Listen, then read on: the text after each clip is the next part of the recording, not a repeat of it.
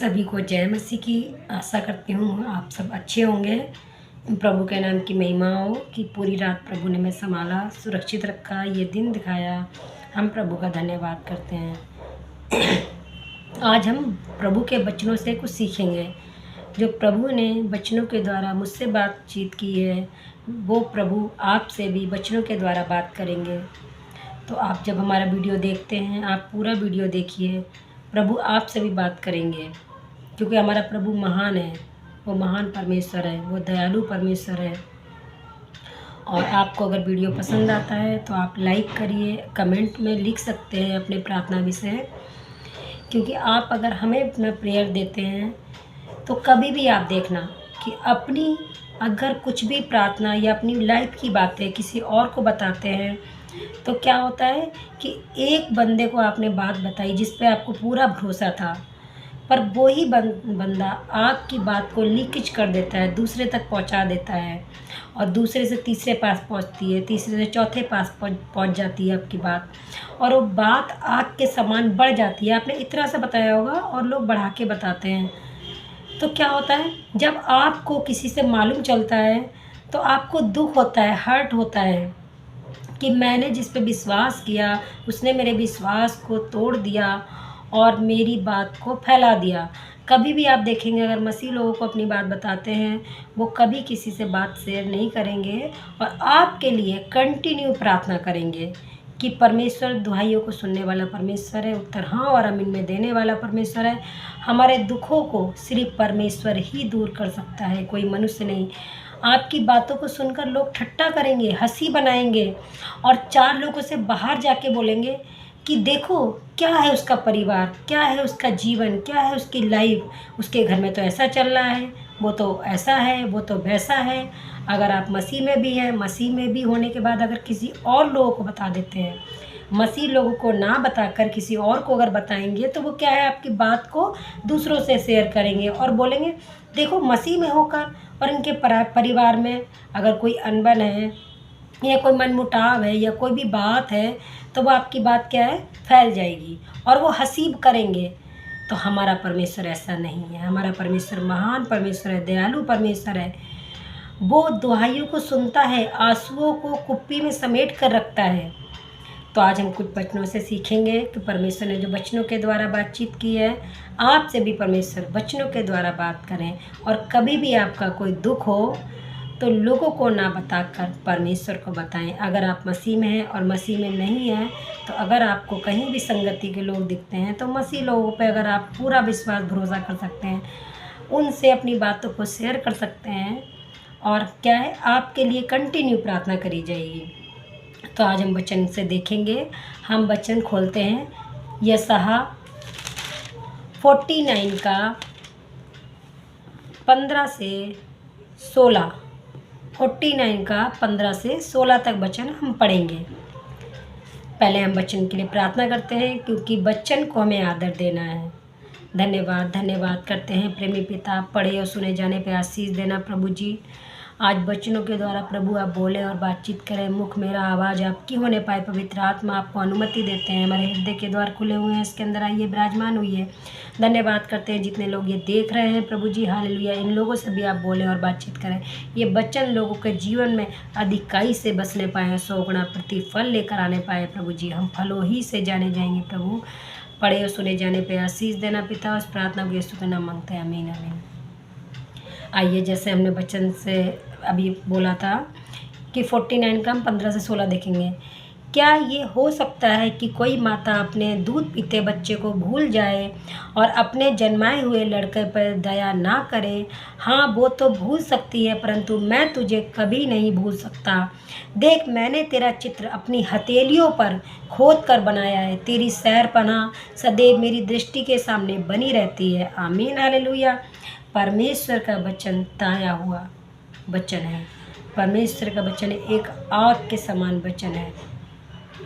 परमेश्वर वचन कहता है, क्या हो सकता है कोई माता अपने दूध पीने बच्चे को भूल सकती है? पर परमेश्वर हमें कभी नहीं भूलेगा, कभी नहीं छोड़ेगा, कभी नहीं त्यागेगा, क्योंकि वो महान परमेश्वर है। अगर कोई माता अपने बच्चे को जन्म देती है और जब वो सो जाती है उसको तो होश नहीं रहता है मेरा बच्चा कहाँ पे पड़ा है, पर उसको भी देखो परमेश्वर संभाल रहा है कि बच्चा है कहीं इधर उधर ना हो जाए, कि गिर ना जाए, रात में सो रहा है पर माँ को कोई होश नहीं था। पर उस बच्चे को कौन रक्षा सुरक्षा कर रहा है? परमेश्वर कर रहा है, परमेश्वर देख रहा है, क्योंकि बच्चों से परमेश्वर बहुत प्रेम करता है। और क्या कहता है, परमेश्वर का वचन कहता है कि मैंने तेरा चित्र अपनी हथेलियों पे बना रखा है। परमेश्वर ने हमारे चित्र अपनी हथेलियों पे बनाया है, वो परमेश्वर महान है। एक बहन की बात मैं आपको बताती हूँ। एक बहन है, वो बचपन से उसने अपनी माँ का प्यार नहीं पाया। उसको जन्म देकर उसकी माँ चली गई, और जब वो माँ चली गई तो उसके परिवार वालों ने उसको पाला पोसा बड़ा करा। उसके फादर जो थे वो उनको पढ़ाया लिखाया और शादी वगैरह उसकी करी। तो परिवार वाले क्या थे, वो बहन पहले प्रभु में नहीं थी, और जब उसकी शादी हुई तो उसके जीवन में बहुत बड़ा एक मिराकल हुआ कि उसका जो छोटा बेटा था वो छत से ऊपर गिर जाता है, ऊपर से सेकंड फ्लोर से फर्स्ट में गिर जाता है। 4 महीने वो बहुत हताश और निराश रही, सब जगह दुहाई दी। ऐसा कोई दरगाह, ऐसी कोई मस्जिद, ऐसा कोई गुरुद्वारा, ऐसा कोई तीर्थ स्थान उसने नहीं छोड़ा जिनसे दुहाई ना दी हो। पर उसकी लाइफ में क्या हुआ, जब वो रोते हुए जा रही थी बच्चे के लिए, तो गली में प्रार्थना चल रही थी। उस गली में लोगों ने पूछा कि बहन क्या है तेरा दुख? उस बहन ने कहा मेरा बेटा गिर गया है, मेरे बेटे को डॉक्टरों ने जवाब दे दिया है। तो उन लोगों ने क्या कहा कि परमेश्वर वचन कहता है ढांढस बांधो, हिम्मत रखना है।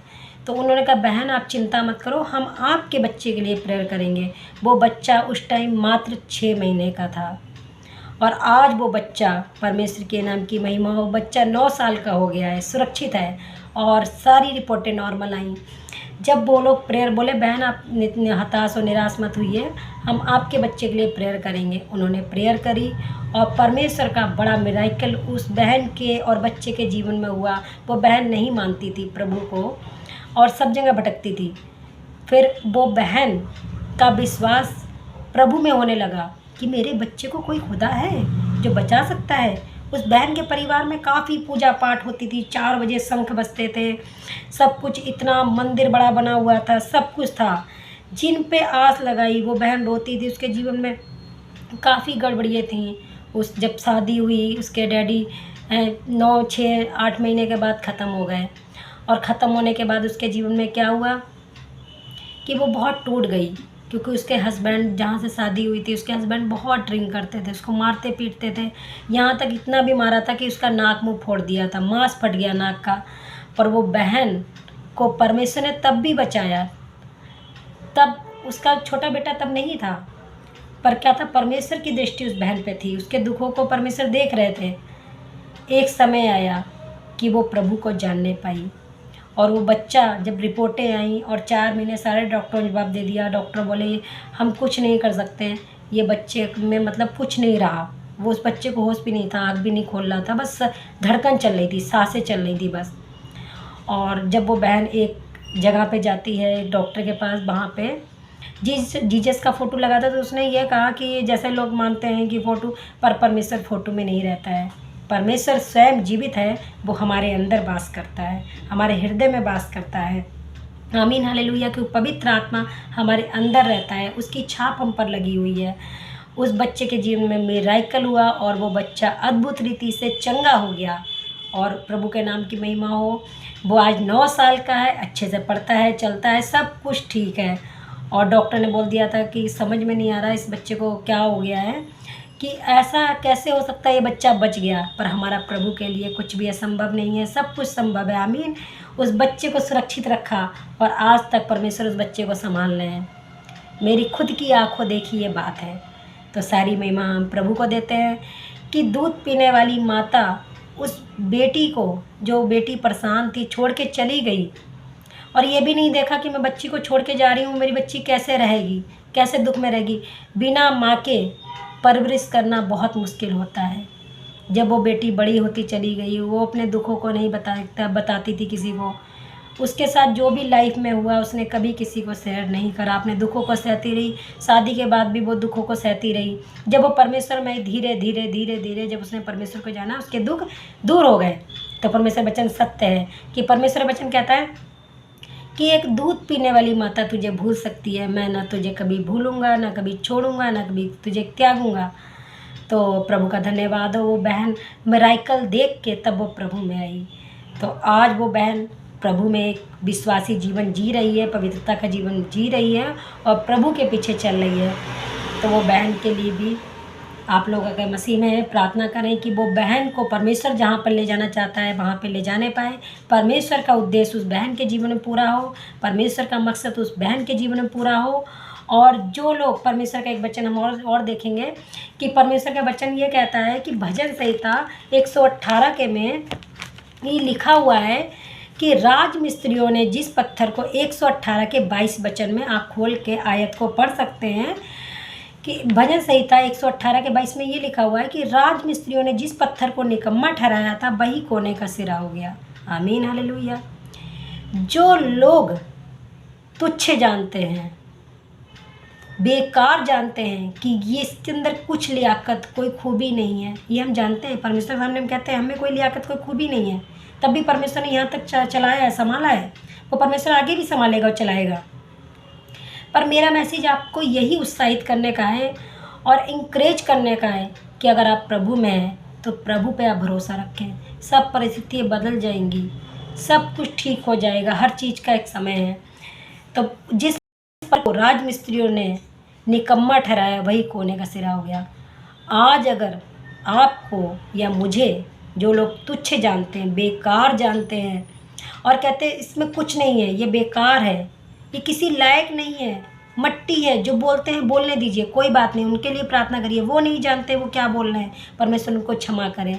एक समय आएगा परमेश्वर उनको भी बताएगा, रियलाइज करवाएगा कि क्या सही है। उन्हीं लोगों के सामने परमेश्वर हमें उठाकर खड़ा करेगा। आमीन हालेलुया। और जिस क्षेत्र में लोग बोलते हैं गली मोहल्ले में, उस क्षेत्र में परमेश्वर हमें उन्नति देगा। आमीन हालेलुया। क्योंकि लोगों का मुंह बंद करने वाला हमारा परमेश्वर है। आमीन हालेलुया। जैसे लोग बोलते हैं आजकल धर्म को लेकर ज़्यादा बातें चलती हैं, धर्म, हमारा जीवन बदल गया, हमने प्रभु पे विश्वास करा। ऐसा क्यों होता है लोगों के जीवन में कि जब लोग कहीं भी कुछ भी करते हैं, अपने सबको आज़ादी है सब कुछ करने की, सब लोग सब कुछ कर रहे हैं, हर जगह जा रहे हैं, सब कुछ जगह जा रहे हैं, जो मन होता है वो करते हैं, चाहे पाप में डूबे हुए हैं तब भी वो अपने जाते हैं। किसी पर हम ब्लेम नहीं लगा रहे, क्योंकि परमेश्वर वचन कहता है कि तुम दोष लगाओगे तो तुम पे भी दोष लगाएगा। पर मैसेज परमेश्वर ने मुझसे यही बात करी कि लोग जो कुछ कर रहे हैं उनको कोई कुछ नहीं बोलता है, पर हमें क्यों? हम जब मसीह में आए तब भी लोग बोल रहे हैं, आज भी बोलेंगे। वो परमेश्वर का वो है कि परमेश्वर क्या है कि परमेश्वर